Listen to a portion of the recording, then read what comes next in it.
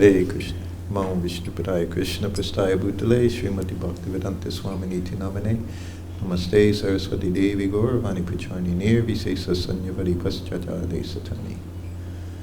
Before we start, these cushions, it's cold, the ground is cold now, winter time. Use a cushion, it's okay.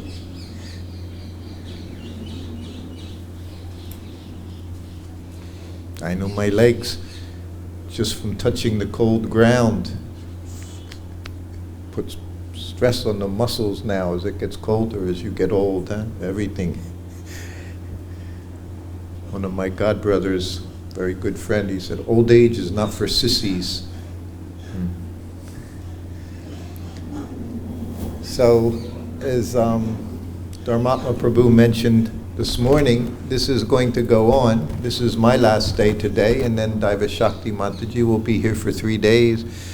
Then my godbrother Gopal, he'll be here for 3 days. So we'll be, if you're here in Vrindavan, this will be going on. If you're attached to hearing about Srila Prabhupada, if you're a Prabhupada person, we say that sometimes about godbrothers or anyone. He's a Prabhupada man or a Prabhupada woman. This is a very good position to take in life, by my estimation. If you become a Prabhupada person, very, very fortunate. It's like, I think in one of the readings, the Prabhupada meditation he reads in the morning, the one was, you can't develop love for someone, you can't develop love for Krishna unless you know him. You have to know about him. You can't love someone if you don't know anything about them. So of course this is what Prabhupada gave us, how we can develop love of Krishna by knowing everything about him. Not everything, but to know things about Krishna. But I feel that Prabhupada, he's our way to Krishna. So we also develop love of Prabhupada. Then it becomes very easy to develop love of Krishna. Because Prabhupada's giving us everything. Whatever we know, we only know by Srila Prabhupada's mercy. I thought today, since it's the last day, instead of waiting to the end, I do things a little differently. If you have any questions about Srila Prabhupada, we could start with that. Specifically, anything about Prabhupada's life, his lifestyle, any questions that are there, you can think about it, and you could ask some questions. Anyone have any questions? Not at this time. So, also if you were at Daiva Shakti's class this morning, she gave a very nice class, and she was saying, which I know is also true, Dharmatma says to me when here, tell stories about Prabhupada in Vrindavan. And I, of course, know different things when Prabhupada was here in Vrindavan. But what I also got to see is, this is the pure devotee. Wherever he went, he brought Vrindavan to us. That's what the pure devotee does, because they carry, as she said, they carry Krishna in the heart. So Krishna also, Radha is there. And that place is Vrindavan. Not only did Prabhupada bring Vrindavan to us everywhere, I saw literally, wherever we went, just like you see his rooms here, very simple. Prabhupada's, what is he sitting on in his sitting room? It's a cushion on the floor. You don't see some big sofa, couches, tables and chairs. No, just sitting on the floor. Radha Damodar temple, his room was this big, you know. And everything was in there. His bed, sitting place was there. And you could fit in not even this many devotees. You would squeeze maybe 10 devotees into that sitting room. But as he traveled around, wherever he went, he never asked for anything. It was another thing I found very remarkable with Srila Prabhupada, is he never asked for anything for himself. This is also devotee. His only thing he asked for is service. Give me service. And even as I became his servant, it wasn't by his request. He didn't say, my servant is gone, which his previous servant was gone. Okay, I think this person would be very good, this person. Whatever was arranged by his disciples, by Krishna, through the agency of his disciples, whatever happened, he accepted that. So I'll tell one story, and some of you may have heard this. But this was also at Radha Damodar Temple. And if you know that area, you've been there. Now everywhere, we have our monkeys here. But in that area of Vrindavan, Seva Kunj, so many monkeys were always there. These monkeys are the generations after. These were the ancestors. They were there at Radha Damodar Temple many, many years ago. I remember arriving in Vrindavan for Kartik. Again, as she said, 1972. It was literally October 15th was the first day of Kartik, 1972. And when I arrived, I had only lived in the USA my whole life, which my whole life meant 20 years. And when you're 20 years old, you think you know everything. And then gradually, as the years go by, you realize you know less and less all the time. So by the time you're gone, you realize you don't know anything. You think you know so many things, but especially in youth, we think we know so much. And that's very unfortunate because we don't listen to the elders very much by their experience, what they've experienced through life. This experience can tell you a lot. Best thing is you listen to Shastra. That's the best thing. But most of us, despite hearing from Shastra what we should do, what we shouldn't do, what the reactions will be to different activities we do, we have to experiment ourselves, because our senses are so strong. At least I have my whole life. Even though I knew this would have a bad result, this would have a good result, still sometimes you're forced. That's what it says, right? Just you're forced by the senses. We go on and do things. So I was in the USA. I said when I became Prabhupada's servant, I was 20 years old. And I knew nothing but the US. The only time I ever saw a cow was once or twice in my whole life when we would venture out I lived in a city, big city, Philadelphia, 5 million people. It was a fairly large city. So in the cities, you don't see any animals, you don't see cows and sheep and all these things. You just see concrete and buildings everywhere. Sometimes we take little rides, see cows on the side of the road as you went into the country. But when I came to Vrindavan, such an experience it was. Just from the ride from Delhi to Vrindavan, as we got further away from Delhi, remember we entered the edge of Brajbhumi, Vrindavan area, and you start seeing the sheep herders. Still to this day, they live the same life. It's so wonderful to see sometimes on the road, a sheep herder with hundreds of sheep. The goats are there. Even you'll see processions of camels sometimes. The person walking with all the camels. So all these things were new to me. I had only seen these in a zoo. Philadelphia Zoo, I would see animals, monkeys. I saw behind bars in a zoo. Now, we're the one behind bars, right? In Vrindavan, we all live behind bars, and the monkeys are on the outside, so everything is reversed here.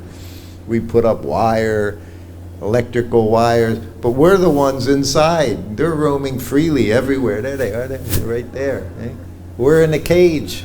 This is Vrindavan lifestyle. So many monkeys, mischievous monkeys. And we know from Jamuna's book, and she told me, Prabhupada, he could talk to them. Prabhupada could talk. I told you the other day how he said the birds. He said when you hear them, like now when they come back in the evening, they're saying where they found food today. And this is their talk.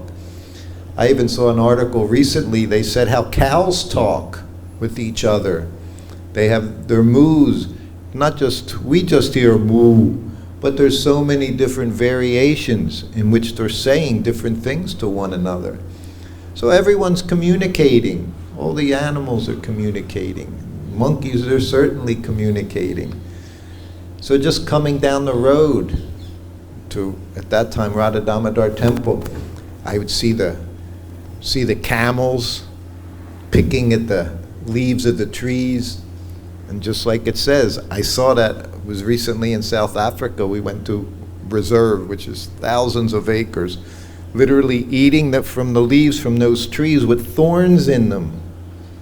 I read that in Bhagavad-Gita, Hana Purport. Prabhupada says it's very tasty. Your blood mixed with the leaves. They're thinking it's very nice. But to come to the Vrindavan, it brought all of Bhagavad-Gita alive. You got to see the hogs. This part of Vrindavan, you don't see so many hogs. You can still see them in town. But there were so many hogs, big, fat hogs, lying. They love to lie right in the gutters, right in the open sewers, very happily. So you'd see these things, the reality of life. I remember seeing a dead carcass, a cow carcass, on the side of the road, and the vultures were there eating at this dead carcass. You'll never see a vulture in a live tree. You'll only see them on branches, dead branches, or dead trees. One day we were on a morning walk in this area. We're walking up and down the road, and it was a house, but it had a spire, like temple spire, kind of going up at the top, and right on the top was a vulture. And Prabhupada just nonchalantly, as he's walking by, he said, "You see that?" He said, "Someone's going to die there." That was it. A vulture was there. It means death is there. This was the sign. And he just walked along. It's just what it was. I remember during that month, during Kartik, 1972, Guru Das and Jamuna, they were living at Radha Damodar Temple. They were taking care of Prabhupada's rooms then. And on the morning walk, Guru Das was nearby Prabhupada, and he's pointing out this person's residence is here, and this is this temple, and this is this temple. And I'm listening, and he was like a tour guide. Later on, I'm thinking, Prabhupada lived here for years. He knew everything all about Vrindavan, and yet he allowed his disciple to do that service. He didn't say, "Yes, I know that. I know this is." No, he didn't do like that. He just listened, and he was happy to hear how his disciple had developed this taste, this knowledge of Vrindavan. He was pleased.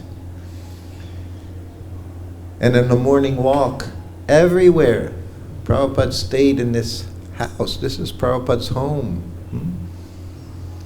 Years ago, maybe it was 20 years ago, 15 years ago, and I hadn't been here for a long time. But I knew Prabhupada. I stayed here. I stayed in that little room right there next to Prabhupada's sitting room. That was the servants' quarters, right next to Prabhupada's sitting room, in between his sitting room and his bedroom. That was my residence, sitting on the floor, just like you're sitting on a straw mat. That was my everything, a straw mat on the floor.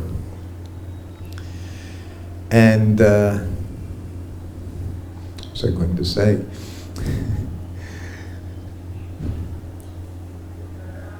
So Prabhupada's sitting there. I forgot, I lost my whole train of thought, I'm sorry. Anyway, these were the days here in Vrindavan, with Prabhupada living very comfortably. When he first came, I remember when he saw this, he first walked into his residence. He didn't design the residence. He had much to say about the temple. When they showed him the drawings of the temple, what would be done. But he came to his residence here, that's what I was going to say, his home. So I remember years ago, maybe 20 years ago, I came here and there was a big sign out in front, right next to the front door there, just to the right where the little garden is.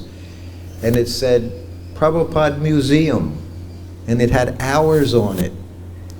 So I would come into his house, and finally one day I said, "Where's the museum?" Because I couldn't relate. but they were calling this place a museum. And I said, no, it's not a museum. This is Prabhupada's home. He lives here eternally. Museum means it's something from the past, huh? Means it's historical. You know, this is not just history here. This is Prabhupada's presence here. Everything, these rooms are filled with Prabhupada, huh? Filled with Prabhupada. Everywhere you go, every room you go. That's what I was going to say. So, on the morning walk, or even in his, as soon as he left his room, he put slippers on. When go in the bathroom, he had those wooden, nice little yogi slippers sometimes he would wear. They put them there. But he would have house slippers as well.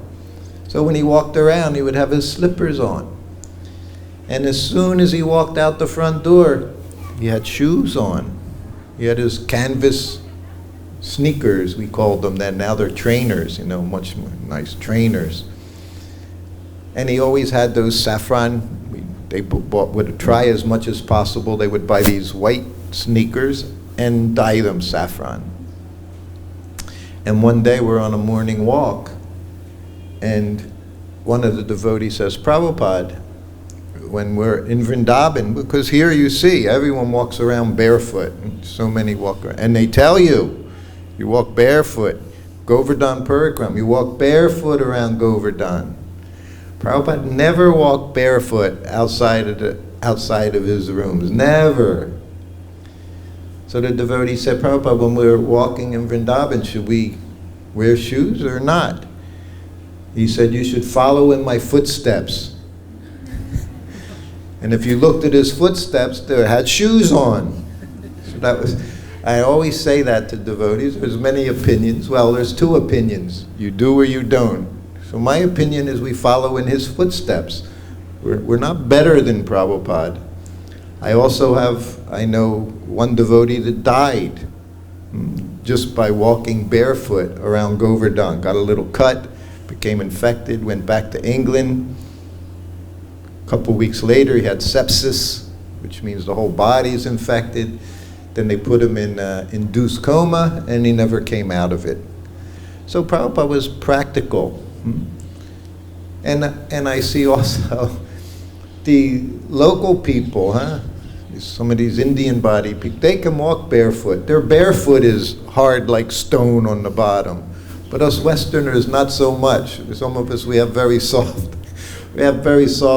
underfoot.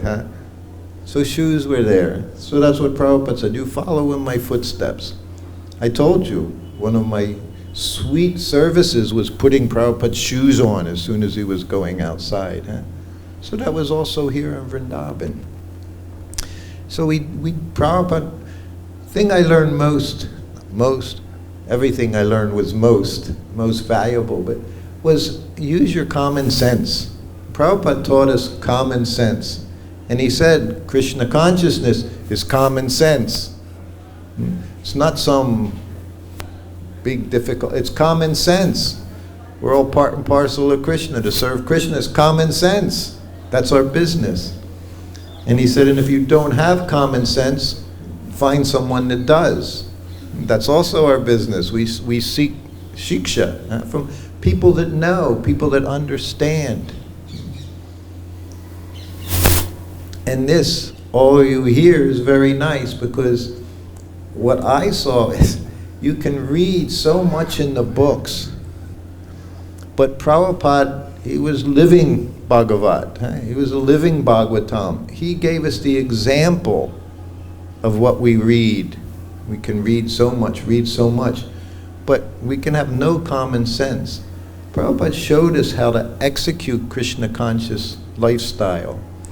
His whole life is an example of how to be a devotee. He lived a very practical life. He had household life, he had children, he had daughters, he got his daughters married when everyone was grown up. And he said his Guru Maharaj, several dreams he said he had. He said many times he came to him saying, take sannyas. Prabhupada said he was horrified of the idea. Didn't say he was eager. No, he said it was a very difficult decision. He said, but he was forced. He had his idea how to spread Krishna consciousness. He had big businesses, made lots of money. He said then Krishna took everything. I remember that lecture in Los Angeles, I think it was 1973. He said I was doing business, doing very well, this business, pharmaceutical business. He said then Krishna took everything away. And the devotees started laughing a little. Prabhupada said, no. He said it was very difficult. Prabhupada was a person, just like us, persons. He had feelings. There were things he liked to eat. There were things he didn't like to eat. He didn't care for Western prasadam very much. Sometimes we would give him things. As I said, I have this Italian-American body. I grew up eating Italian food, pasta, pizza, like that, I liked it. Little salads, we always make these fresh salads every day. That's what I had. My mother cooked. So when I became Prabhupada's servant, I was his servant for some months, and he would stay in Los Angeles, sometimes for weeks and weeks. It was the world headquarters. And I became familiar with different devotees who would help in serving Srila Prabhupada, cleaning his room, doing his laundry. Different things were going on. There were so many people helping. And there was one godsister. She was also Italian descent, and she was expert cook. Her recipes are in the that little cookbook, Hare Krishna cookbook, I think. They show all different fare. But she said, can I make for Prabhupada? Can I make something? Can I make pizza, eggplant parmesan? So I go, yes. Because I'm thinking I haven't had a pizza in years, I haven't had these things. So she would make it. And I would cook Prabhupada's lunch, rice, chapatis, dal, chon sabji, like that. And then I would bring him, one day I would bring him eggplant parmesan in a big plate. And Prabhupada would take his rice, chapatis, dal, and then maybe he'd take one little spoonful or something of this or that, and he wasn't attracted to it. But then I ate all the remnants. That was my own desire. She would cook for Prabhupada, and then we would eat remnants. He did like apple crumble.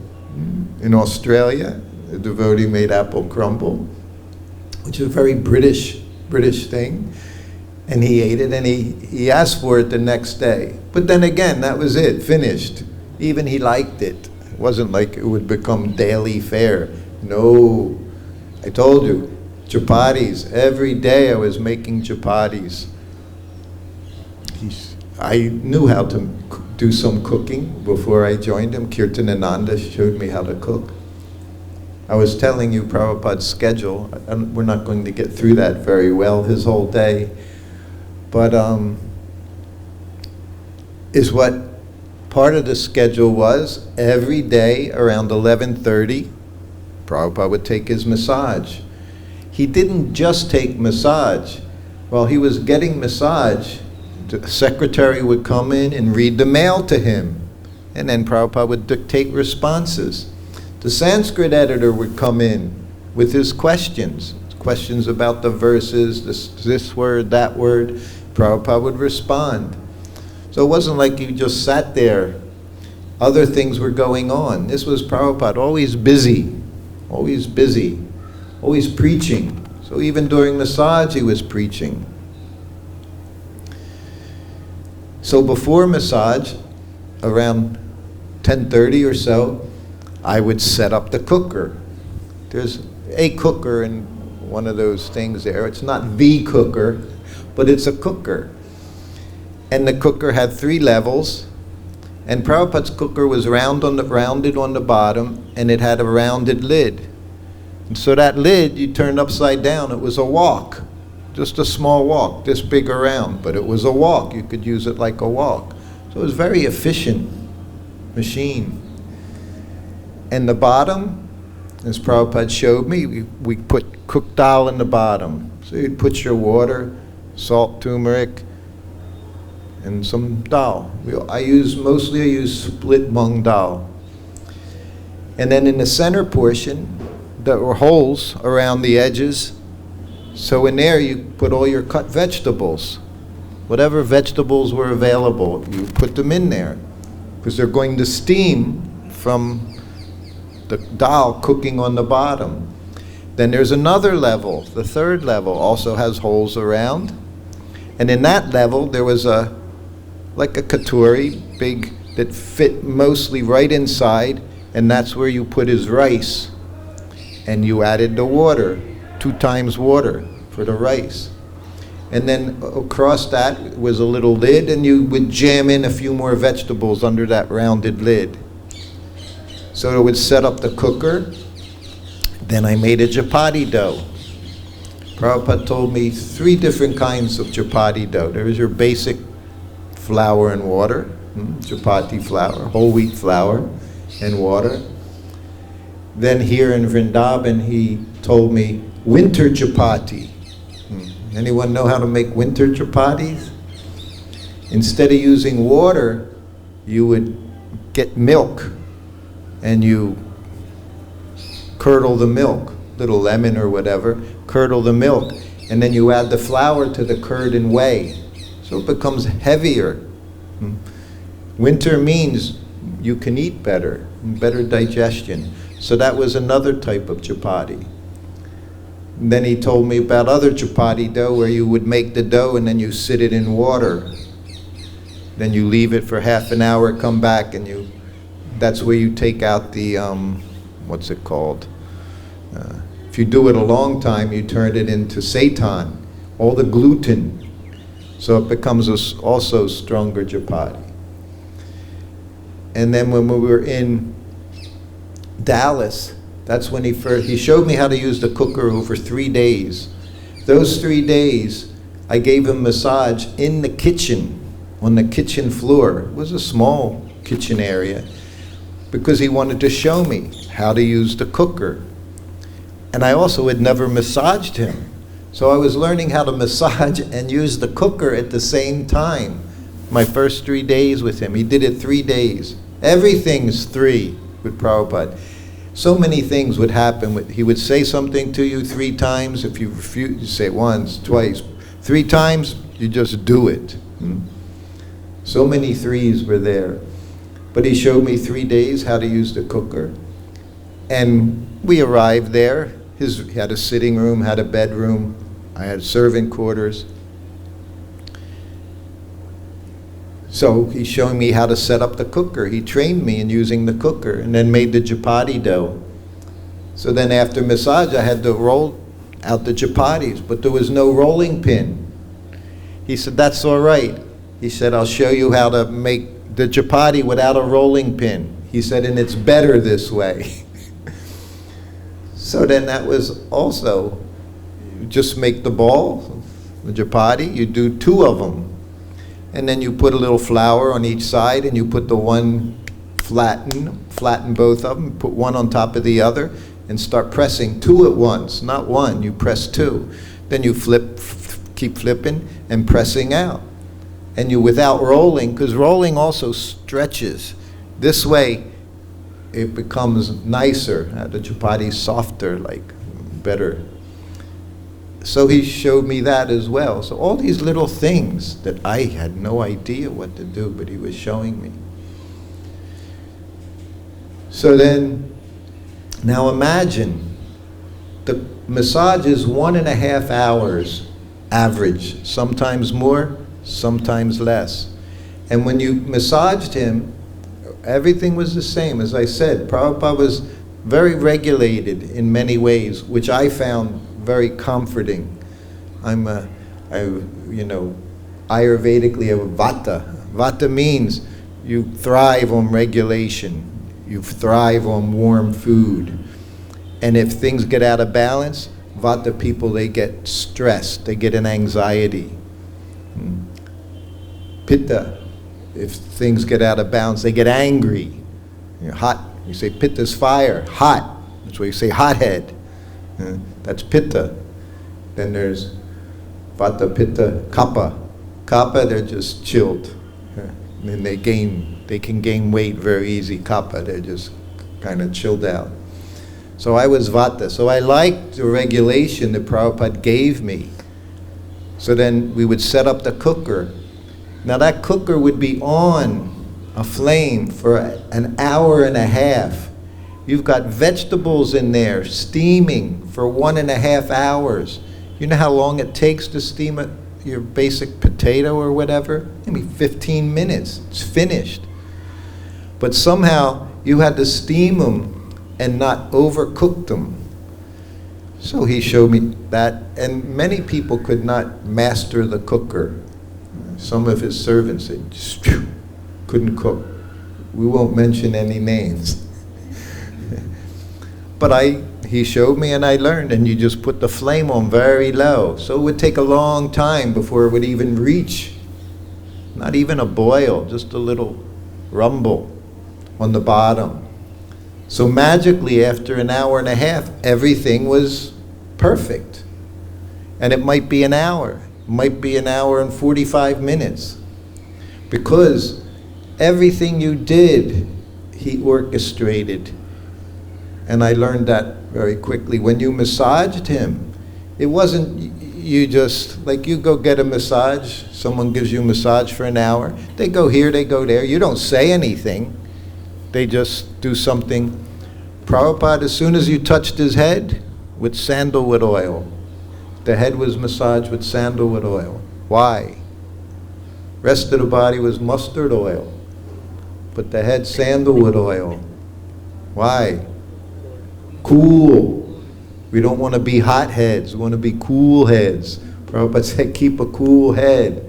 So we'd use Mysore sandalwood oil, massage his head.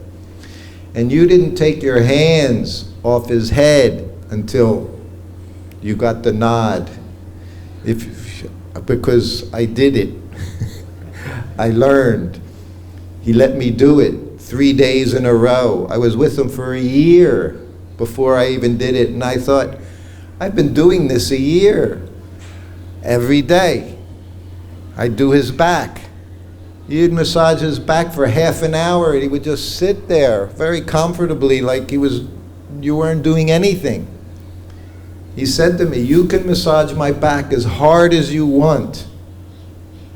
I was 21 years old, I was strong brahmachari. It was like he challenged me. And he was saying, I guess I wasn't doing it hard enough. So he said, you can massage as hard as you want. One day he said, this was after a long time being with him. So I start, his massage wasn't poking, it was just pressing and rubbing, getting the blood flow and breaking up air pockets, these kind of things. So I'm rubbing and rubbing. And he said, as hard as I want. And I'm rubbing and I'm pushing, and he's just sitting there like he was reading Bhagavatam or something, like I wasn't even there. And Prabhupada, you see, he wasn't heavy, pounds, not like he weighed so much. And he's on the straw mat, and I'm behind him, but I couldn't even move him. He's heavy. Guru is heavy. Prabhupada had mystic powers. He could show you things. And he would just, and I'm thinking at some point he's going to say, okay, that's good there, no harder. But he never said it to me. I just became tired trying to out-massage him. So he won. He won. You could never defeat Prabhupada in anything. And you'd massage his back. You'd get tired. And you could never sweat. You wouldn't accept massage for someone that sweat. There were certain things, you were very fortunate that they worked out that way, because sweating was not a good quality. So then I'm massaging his back, pushing, and then he said, massage, he said, is passive wrestling. Passive, he said, you do all the work, I get all the benefit. So he called it, so it's like you're wrestling, It's much like a Thai massage is like that. Thai massage is like passive yoga. People do yoga to you. You just sit there and they grab your limbs and push this way and stretch that way, and you're just... So massage, he said, was passive wrestling. You're doing this workout, but the other person's doing everything. He said, so I get all the benefit. I didn't say anything, but I'm thinking, no, I'm getting all the benefit. Massaging you, and massaging your transcendental form, massaging your lotus feet. Who couldn't get benefit? No matter what your position was, there's unlimited benefit doing the service. So all during this massage, and you're massaging, and I'm thinking, there's a cooker in the other room. Sometimes it was in another building, could be a couple minutes away. So basically, it was the most service during the course of 24 hours and the most anxiety all at the same time, because I'm always thinking about the cooker in the other room. So then, at the end of massage, every spot until he released you to do the next spot. Imagine, this was personal servant. Everything. You don't do anything. You don't do anything without his permission. So then after an hour and a half, then you were finished, he would get up, he'd put out his hand, his left hand, mustard oil. He'd put into his left hand, little like teaspoon, half a teaspoon of mustard oil. Every day, same thing, every day. Little mustard oil. And he'd take it and oil all the gates, ears, nose, the gates of the body, little mustard oil just before his bath. And then in his gumsha, you'd watch him walk off to the bathroom. Sometimes you see his footprints from the oil on the bottom of his feet, on the tile floor, on the wooden floor. Prabhupada had such a sweet walk. And he'd go to the bathroom to bathe. So now you have 15 minutes to assemble everything from the cooker and make a chapati. You got about 15 minutes, because he's going to bathe, dry himself off. He's going to put all the clothes that you laid out on the bed before the massage, dhoti, fresh kurta, kopin. If it's cold out, put sweater there. So that's all on the bed. So he'd come, after bathing and drying, he'd come back in with his gumsha on, put on kopin, then put on the dhoti, put on kurta. I would button 2 bottom buttons. So then that left 2 buttons for him to button. This is personal service. This is serving the deity. This is pujari. Everything you do, you're thinking, Prabhupada told me, right in that room, right in that sitting room, first-class servant knows what to do without being asked. That's first class. Second class, he said, you tell him what to do and he does it. Then he said, third class, he says, you tell him what to do, he says, and he doesn't do it, or he does it begrudgingly. So he said to me, no one else was in the room, he was telling me. And I was always so, he would say things to me and I never realized he was telling me exactly what I should be doing. I just thought he was speaking in general, like giving a class to a group of devotees. It just happened that I was the only one in there, but he wanted to say it. But he was always telling me what I should be aware of, what I should be doing. And I learned very early, Prabhupada gave signals, didn't speak unnecessarily. He gave signals. He'd sit there at his sitting place. He'd look at the fan. It meant turn on the fan. He didn't say, go turn on the fan, put it on this. No, he'd just look. He'd look at those French doors and open them up. In the morning, he told me how to get rid of the flies. Told you about the flies yesterday, right? Fanning Prabhupada. He said, well, it's still dark early in the morning before the walk, some light coming from outside, so all the curtains are closed. One curtain you open up this much. And you open up the doorway, the window or the doorway. And then you go around with the gamcha. just go around the whole room. So what happens? Everything flying goes towards the light. And that way all the flies would be gone. So just all these wonderful little ways of doing things, I would say. So he's going to bathe, dress, then he sits down behind his desk. You have everything set up for him to put on his chandan, his tilak. There's a compact, a mirror. You'd open it up, not just leave it closed. You opened it so he didn't have to open it. He had a ball of tilak about the size of a golf ball that was in a small katuri, silver. It was a silver set. It was a silver tilak set. It wasn't officially a tilak set, but it was a small silver katuri, kind of had clamshell design. And then there was a small lota with a lid and a little spoon, just like what we have for our Govardhan. That small lota like that, filled with water with a little spoon. So that was where he had the water. And he always put in whatever, how many drops, every day. Everything was the same. That spoon, put it in. Water had to be in there. He put his drops in, then he had the ball. So as he used it, it became perfectly round. You know, he would wear all the edges down, whatever it was. So, and that was in his white bag as we traveled. And it would be on his desk. So before lunch, I would set all of that up. So everything was easy. Do without being told. No one ever told me. These were just things, maybe Krishna in the heart told me how to do some things, how to try to do the best I could. So he's going to dress, then he puts on his tilak, then what does he do? Says Gayatri mantra, his second Gayatri mantra of the day, because it's now noontime, it's lunchtime, 1 in the afternoon. So he'd say Gayatri mantra. So by the time he's finished Gayatri mantra, you should have lunch ready. And he didn't say, if you were a little late, he wouldn't say, but he knew when lunchtime was. And he said, if it's time and you don't bring it, he said immediately indigestion.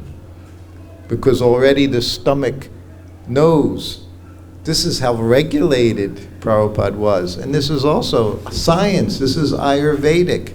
Everything Prabhupada did was to maintain his health so that he could preach in that time of his life. And when everyone else was trying to stop working, he said, devotee is doing more work.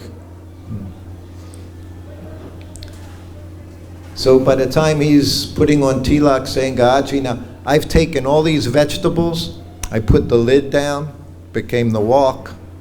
And the first thing I do, if we had bitter melon, sliced like the size of a 5 rupee coin, you know, about that thick, put some ghee in the wok, a little salt, a little turmeric, and throw in the bitter melon, and just cook it and cook it and cook it till it becomes, cook most of the water out of it, becomes nice and crispy, very tasty. One of my favorite preparations is bitter melon, and Prabhupada would take it if it was available every day. So then after that, then you had to clean out that bittery stuff, put more ghee in the wok, and you made your next chaunce. And that chaunce, as he showed me, you pour it into the dal.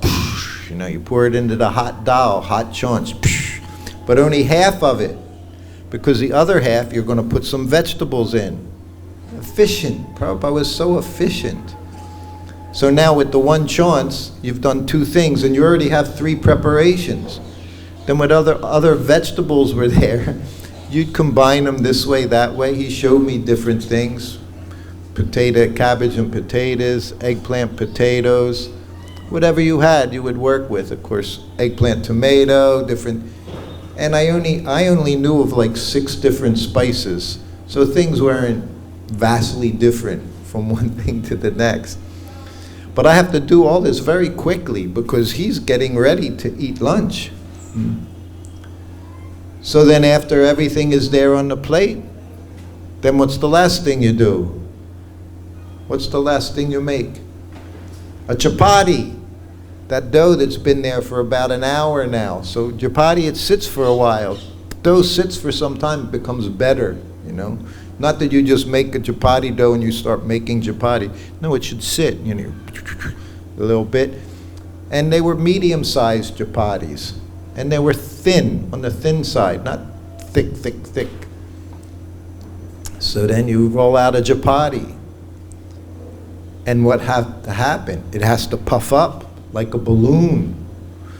Put it, somehow or other, they always worked. Always worked. It was Radharani's mercy, because I was cooking for Prabhupada. So it would puff up, and then what do? You put ghee on it. Little ghee on the top of the chapati. It's still puffed up. You don't push it down, because the next part is very, very exciting. Then you have the whole plate, and quickly as possible you go into Prabhupada's room. He gets right up from the desk, and not a second is wasted. Gets right up, he's ready for lunch. This is the main meal of the day. He's only had fruit, 9 o'clock in the morning.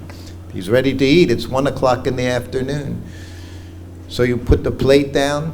The plate would be put down, a little table, say choki, and it was generally facing the wall. So the choki was against the wall, and his little straw mat would be in front of it. So he faced the wall. So he would go sit down, you put the plate down, offer obeisances, and start running back to the kitchen. While you're doing that, what does he do?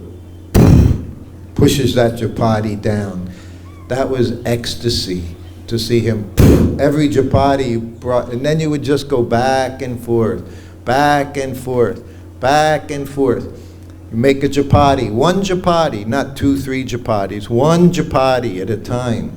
You'd make that chapati, somehow or other it puffs up. I remember the first time I saw a chapati puff up, I thought that was amazing. I never saw anything in cooking puff up. To see a puri puff up, I thought it was the most incredible thing. That's growing in the West. These things were all, it was like mystic powers. So then you make your next chapati, put it on a little silver tray, you run back into the room, you slide it onto his plate just in time. He's just finishing the other chapati. You slide it onto his plate, you offer obeisances again. And you start out and pushes it down, mixing it with his vegetables, mixing it with a little dal like that. Didn't touch his rice yet. As long as there's chapatis there, no rice is being eaten. He ended with rice. So you might go in and out of that room 6 times, bringing him a chapati. And then he'd give you the nod and say, okay, that's enough, no more chapati. No, you just got a little head shake. A head shake could mean anything, right? But you knew what it meant. It meant you finished with chapatis. And every time you offer obeisances, and you go back. And then I developed my own little system in the cooker because I worried about that dal on the bottom so much, depending on the length of massage. So I would just do a wet vegetable on the bottom like a soup. And then I got a nice little tiffin, 2-part tiffin with the lid that fit on the top. And I put the dal on the bottom and put the rice on the top, in the top tiffin. And it had the lid on it. It was, again, it was wonderful. You would steam. So the dal would dissolve properly. The rice would come out perfect, you know, just perfect rice. Then I'd stir up the dal, put the chaunts in, and then he would have that tiffin with the rice in it. So then at the end of the meal, he would open up the lid. He never said anything to me, but then he would open up the lid and he would have a steaming hot rice that he would start mixing everything. Yeah. You know how that goes on. If you've taken birth in India, you know how to mix up everything, make your khichdi out of everything. So he would do that. So that was, we've got up to lunchtime now. But everything, he was pulling the strings. Like he said, devotee said, Prabhupada, we're all like your puppets. Prabhupada said, yes. He laughed. He said, yes. He said, I want you to go like this, and you're going like this. If you know puppets, right? They're on strings. This is the puppet master. He has sticks, 4 strings, and depending on how you move, the puppet's moving. So it was very subtle. It looks the same. Prabhupada said like this, and you're going like this. So he's saying you're all going backwards. I'm wanting you to go this way, you're going this way. So he laughed. But that's what we are. We're Prabhupada's puppets. We just want him to tell us what to do. And then we do that to please him. Oh, wow, it's 5:28. So, anyway, this is to be with Prabhupada. It was, I'm not saying it was always easy, but it was always ecstatic. To be with him was life. Like he said, one has to have life to preach. You had to have life to do anything in Krishna consciousness. And service gives us life. So you'll always see, whatever was going on, these moments, they were like magical in Prabhupada's presence. He showed us how to serve, how to develop love. And you do that by saying his activities, just like we learn to love Krishna. How? By understanding his activities. So it's the same thing with the spiritual master. You see his activities, you serve him, and then you develop some attachment because you see the wonderful activities. Prabhupada's activities, they were wonderful. They were transcendental, always serving Krishna. She used the word I use often, urgency. Everything Prabhupada did, he spoke with such urgency. He knew he had a limited amount of time. He started at 70 years old. He knew he wasn't going to be around long time. So in 10 years, he jammed so much of Krishna. You got nothing else. So all you could do was know Krishna. So our duty, we also want to know Prabhupada. This person gave us Krishna. This person was empowered by Krishna, by Lord Nityananda, by his spiritual master. The person that was chosen to spread Krishna consciousness all around the world. No one else. No one can say, oh, I've done this. No, he did it, it's done. You can pick up some remnants. You can go to a spot, make some devotees. Very, very nice. But you can't make the claim of spreading Krishna consciousness all around the world. He was the chosen one. How wonderful that we're connected to Prabhupada in this society. Prabhupada said, ISKCON is my body. We're serving Prabhupada in this society. Don't ever think, some people will say, Prabhupada gave the ABCs, a lot of nonsense. Prabhupada gave us everything. You serve him faithfully, you'll get Krishna consciousness. Prabhupada said everything. You'll get everything required to go back home, back to Godhead. Just by serving him, following his instructions. We don't need to do anything else. Go anywhere else. Just become faithful servant, loyal servant. That's what it means, dog. And to become dog. Dog has one good quality, loyalty to its master. Therefore, we want to become like that, just like a dog, loyal. Even they don't feed us, no matter what they do. Dog is loyal to its master. So that's our position. Just be loyal to Srila Prabhupada. You'll get everything you want. Just be careful what it is you want. Be careful what those desires are, that they don't sidetrack us. Right? So it's 5:30, but I guess we have time now. It's my last day here. You're going to have Daiva Shakti for 3 days, so that's certainly very wonderful. But if you have any questions, we'll spend some time. Can try to answer.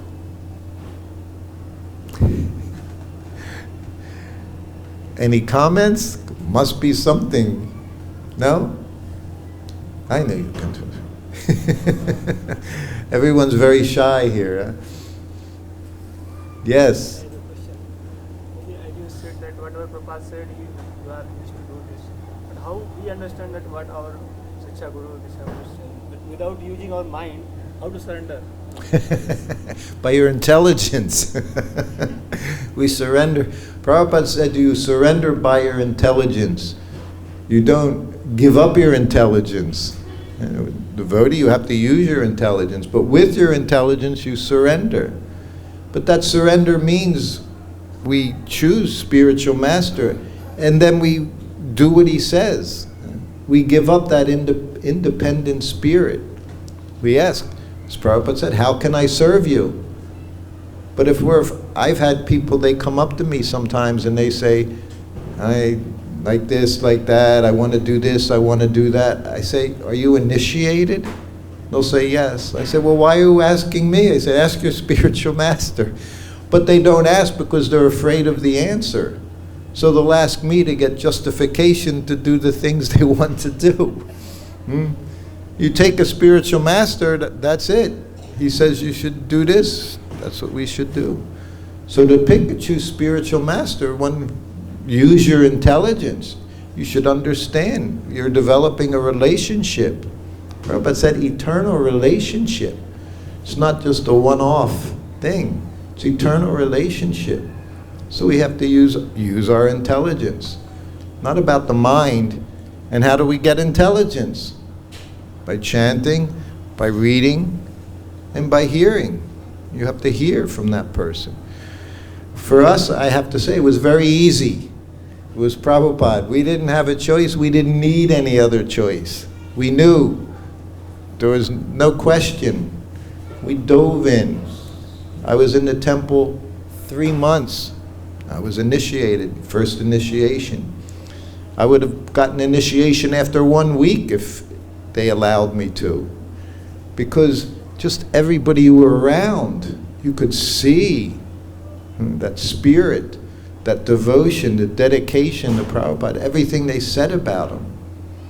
So it was very simple. I can't say I used my intelligence. I just went with the flow. I just happened to pick a very good river to flow in.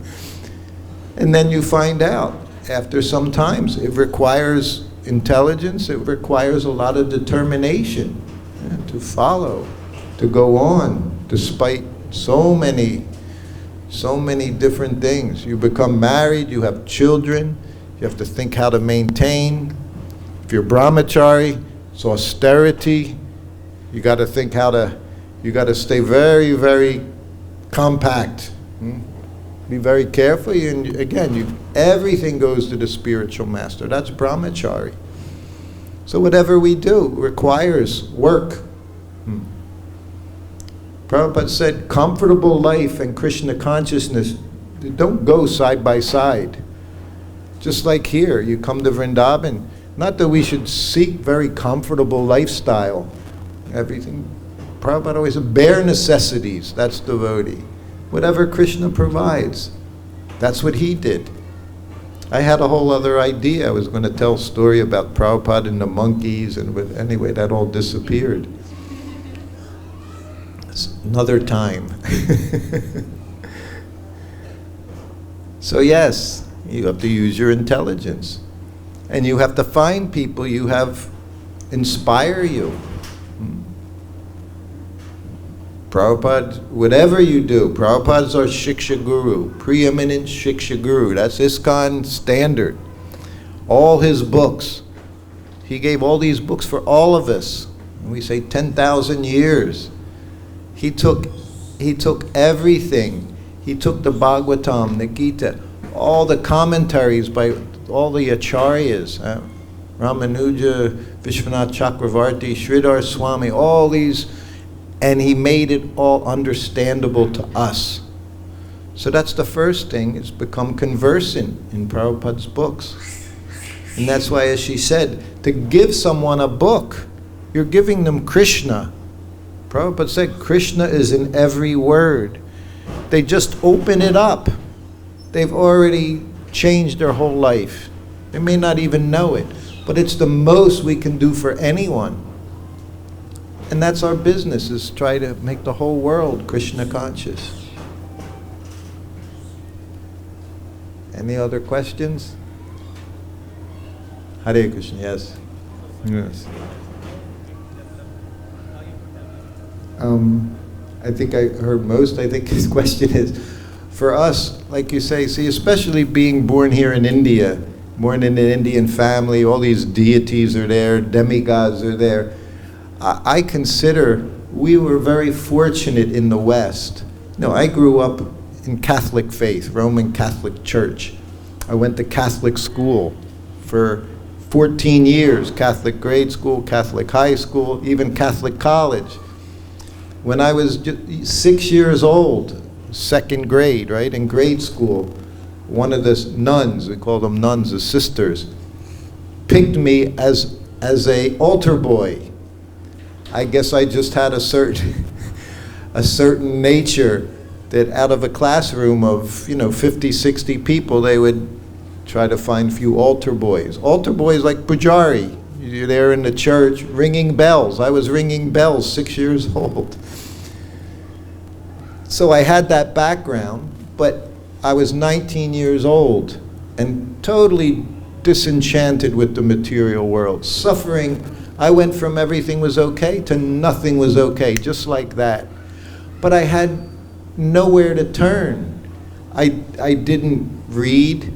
I didn't read all these different Mayavadi texts. Many devotees, like they read autobiography of a yogi by whoever it is, and this and that. But I wasn't so philosophical, but I wanted to know God. And I prayed, based on my Catholic faith, I prayed, if you're there, do something. And boy, did he do something. I saw it was a week or two later, and I was at a park, and Daiva Shakti, her husband at that time, Nayana Baram, he was temple president, and another 10 devotees were all in the park chanting Hare Krishna. And finally, my friend and I, he convinced me to go. He also had to ask me 3 times. He said, let's go talk. I kept saying no, because they looked like they were from outer space. Shaved heads, big white tilak made from fuller's earth. It wasn't chandan, it was literally like plastic stuff. That yellow robe, they all had yellow robes on, men and women, all dancing around, like crazy people. Nobody dances around like that, But he convinced me, and as soon as I went up to the first person, Krishna book had just come out, first volume of Krishna book. So I wanted to know, is there God? I mean, that's what I want to know. Is God? What do you know about God? Man, they didn't stop talking to me. So I went from nothing to just explosion of Krishna consciousness. So I feel that we were very fortunate that we didn't have this. Even I see the second generation, some of them grew up as devotees. It's almost like you missed that opportunity to have that understanding Krishna, being given Krishna. And that's what would happen in India. The devotees, they would say, you can't preach to Indians. Yes, I know Krishna, I know Shiva, but they don't know. They think they know. So that's something that has to be overcome. But you're very fortunate to be in the community of people that understand the spiritual master properly. Prabhupada's not just some guru, like so many gurus have been there, this one, that one. I can't even think of their names now, but so many nonsense, Prabhupada would call nonsense, not gurus, because guru gives Krishna and devotional service. And these people were nonsense. But we all have that. So that's why it's important to hear from people that have that experience and have that understanding and have that faith. I was talking to a god brother. In another 10 years or so, all of Prabhupada's disciples will be gone. Whether it's 10 years or 20 years. They carry Prabhupada very much. He raised us from children. Prabhupada was literally my father. My father died, I was 3 years old. I had a mother, 2 older sisters, all very strong personalities, my sisters and my mother. So I was raised with women. I didn't know, I had no male authority. I never knew what it was like to be raised in a house with some man barking orders to his wife, to the children. I didn't know any of that. My mother never gave me orders, but I saw serving all the time. That's what they did. And many of us, you'll find many of Prabhupada's, not half, but you'll find a number of Prabhupada's disciples, they were missing a parent, missing a mother, missing a father, because it gave us a need. But that was also Krishna's arrangement. We were meant to find Srila Prabhupada. And then he became my father in every way. Materially, spiritually, he was my first male authority. So what I learned from him. And what I learned in service from my mother. Mother's the first guru, is your mother. So I was very fortunate because I learned what it was to serve someone. And that helped me in my service to Prabhupada. So she was also glorious. She was a Catholic woman, went to church every morning, 5 o'clock, 6 o'clock in the morning. She died a few years ago. On Janmashtami she died. Right, just after the beginning, just after midnight Janmashtami she died. And I happened to be that day, we knew she was leaving soon. I was there in Philadelphia area where my sister was, who took care of her for her last 10 years. And then she was in like hospice. And I had an arrangement, I was going to the Ukraine for Janmashtami, Vyas Puja, and go to temples for 10 days or so, 2 weeks. I had been there a few times. So I questioned my sister. I said, I have this trip coming up. She said, no, you go. She said, she's not going anywhere so soon. So I took a flight from Philadelphia, East Coast of the USA. 20 hours later, I'm in the Ukraine after 4 different airports. I'm in this little city in the Ukraine. And I stay at a devotee's house. And it's like noontime there by the time I get there, 10 o'clock in the morning. And I have been on many flights, many airports, so I took a nap. And while I'm sleeping, all of a sudden, I have a little dream, whatever you want to call it, vision, and I see my mother. And she looked like she was on a conveyor belt. There wasn't but I see her with a chaperone, male chaperone on each side, and just zooming by me. And as she went by me, she had a big smile on her face. And then she just disappeared. And I woke up, and I figured, she's gone. So then I got on the computer, on the internet, and sure enough, there was an email from my sister saying Mom left 12:15 a.m., 12:15 in the morning, and it was Janmashtami morning. But I saw her, and Prabhupada said, your parents will appreciate you at the time of death. Because my mother didn't appreciate so much that I left the Catholic faith. But she read my book, What is the Difficulty? In the book, Prabhupada even asks about her. You know that story? Yes. He right here giving him massage one day. Massage means he's in a gumsha, I'm in a gumsha. It means it comes to your knees. And I was beside him, pulling his fingers, rubbing his arms, like that. And as I'm doing it, I see him. He's looking at my feet. He's staring at my feet. So I became very self-conscious. Who wouldn't? Prabhupada's looking at my feet. That's totally backwards. So I tucked him under my gumsha so he could see I was aware. So then he looked at me. He said, your mother? He said, was she pretty? And I was, all at 21 years old. My mother's like 50 years old now. When you're 20 and a woman's 50 years old, you're not thinking so much about they're pretty, right? And I say, yes, Prabhupada, she was beautiful. She was an Italian woman, wavy, curly hair. And I said, yes. He said, because I'm looking at your feet, and your feet are very pretty. And they say that if you have pretty feet, it means your mother, she's beautiful. So he said, I was just seeing if it was accurate. So imagine, so she read that in my book. And she said, and it had a date. She said, yeah, she said, I read your book and I saw that. He asked about me. He said, that day was my birthday. So that's how she responded. Even, it was her birthday, and of course I didn't wish her a happy birthday. We were totally fanatic, crazy people when we became devotees. To talk to your family, it was Maya. Big Maya. It didn't matter who they were, it was Maya. So that went on for some years, and then gradually I calmed down to realize, you know. So she had an appreciation for Prabhupada. And she was ready to go. She said, I'm ready to see my Lord. Her Lord was Jesus. And Prabhupada said, good Christian, they go to Christ Loka. He said, Jesus has a planet. And on that planet, he teaches Krishna consciousness.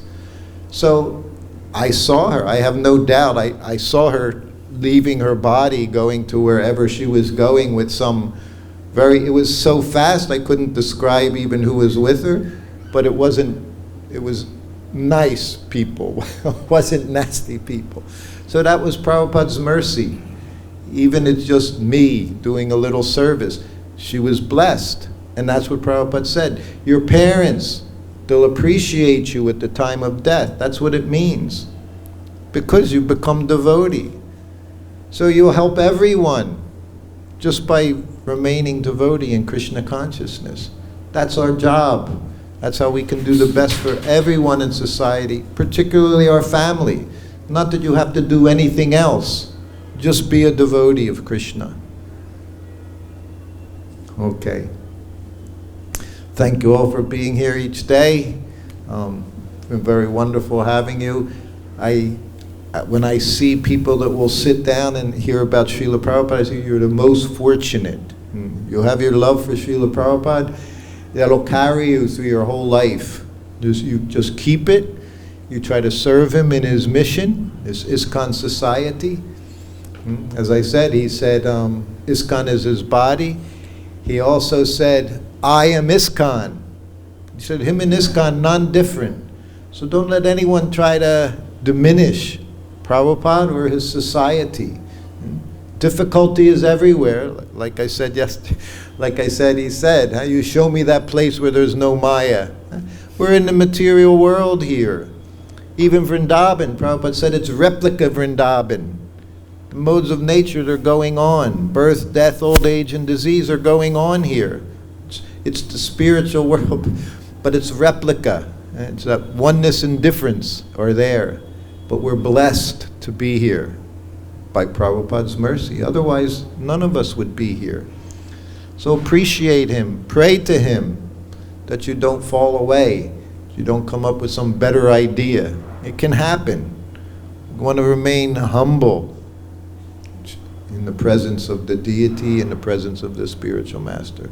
And you'll all have Prabhupada's blessings. People ask me for blessings. That's all I can say is, Prabhupada, you serve Prabhupada, you'll get blessings. You'll be in that sunshine. Nescience, no nescience will be there. Sunshine's there. You have to step into it. So temple is there, service is there. Take it, and you'll be happy. Srila Prabhupada Ki Jai. Hare Krishna. Thank you.